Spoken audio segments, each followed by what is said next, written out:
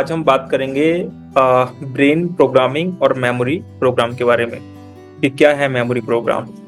अच्छा, आप में से ऐसा कोई पर्सन है जिसने कभी कोई मेमोरी का डेमो देखा हो या मेमोरी प्रोग्राम के बारे में जानते हो? है ना, बहुत सारे डेमो लोग देते हैं। थोड़ा सा मुझे एक्सपीरियंस शेयर करेंगे अगर किसी ने किसी भी तरीके का कोई डेमो अगर देखा है तो। बट इस इंडस्ट्री में अगर आप बहुत अच्छा करना चाहते हैं तो आपको थोड़ा सा आउट ऑफ बॉक्स सोचना पड़ेगा, थोड़ा सा अलग तरीके से करना पड़ेगा। आज मैं वही चीज आपके साथ में शेयर करने वाला हूँ। देखिए, मुझे खुशी इस बात की है कि सबसे पहले ऑनलाइन क्लासेस हमने इसी मेमोरी प्रोग्राम से शुरू किया था। उससे पहले हमें नहीं पता था कि क्या होता है मेमोरी प्रोग्राम, किस तरीके से करते हैं। और फर्स्ट लॉकडाउन में हमने शुरू किया था। इसके पीछे काफी इंटरेस्टिंग है, मतलब एक अच्छी स्टोरी भी है जो मैं आपके साथ आगे शेयर करूंगा। तो लेकिन हाँ, जैसे कि आपने कहा कि काफी सारे लोगों से आपने सीखा है। अगर आप गूगल करेंगे, यूट्यूब पे जाएंगे तो ऐसे काफी सारे एक्सपर्ट्स आपको मिलेंगे जिन्होंने गिनीज वर्ल्ड रिकॉर्ड बनाया, एशिया वर्ल्ड रिकॉर्ड बनाया है ना मेमोरी में।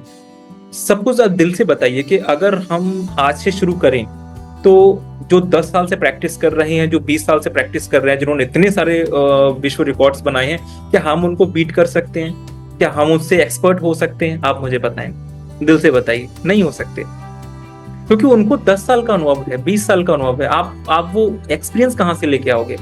जब तक आपको 10 साल का एक्सपीरियंस होगा, वो ऑलरेडी 30 साल का एक्सपीरियंस कर चुके होंगे। तो जब मैंने ये शुरू किया था तो मुझे भी ये चीज कुछ दिनों में समझ में आ गई कि लोग आज काम कर रहे हैं, बहुत बढ़िया तरीके से काम कर रहे हैं, उनका बहुत बड़ा एक ऑडियंस है, लोग उनको जानते हैं। हमारे पास ऐसा कोई सर्टिफिकेट दिखाने के लिए नहीं है, हम क्या करेंगे, कैसे करेंगे?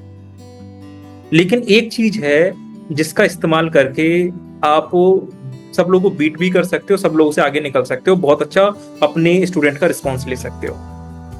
वो तरीका ये है कि जो वो नहीं करा रहा है वो हम करा सकते हैं। क्योंकि जितने भी मेमोरी एक्सपर्ट्स हैं ना, उनको इस चीज की जानकारी नहीं है। ब्रेन के बारे में उनको ज्यादा पता नहीं है, मेडिटेशन के बारे में उनको ज्यादा पता नहीं है। तो एक्चुअली उनका ये जो पैटर्न्स बना है कि ये पैटर्न्स है, आप इस टेक्निक का यूज करो और इस तरीके से याद करो, वो हमेशा उसी चीज को फॉलो करते हो। हर एक पर्सन उसी चीज को फॉलो करता है। आप किसी भी एक्सपर्ट्स की बात करिए, अगर हम उसमें कुछ अलग करें, कुछ ऐसा जो वो नहीं कर रहे हैं, तो स्टूडेंट हमारे पास ज्यादा से ज्यादा आएंगे। तो करना क्या है वो मैं आपको बताता हूँ। उन टेक्निक पे भी हम लोग बात करेंगे, उन सभी चीजों को हम लोग जानेंगे। लेकिन आज हमको एक ऐसा प्रोग्राम तैयार करना है जिससे कि हम स्टूडेंट्स को ज्यादा बेनिफिट दे पाए। तो यहाँ पे हमको कुछ चैप्टर्स तैयार करने पड़ेंगे। यहाँ पे तो कुछ सेल्फ स्टडी करनी पड़ेगी। सबसे पहली बात ये कि लोग किस किस चीज की ओर ज्यादा आकर्षित होते हैं।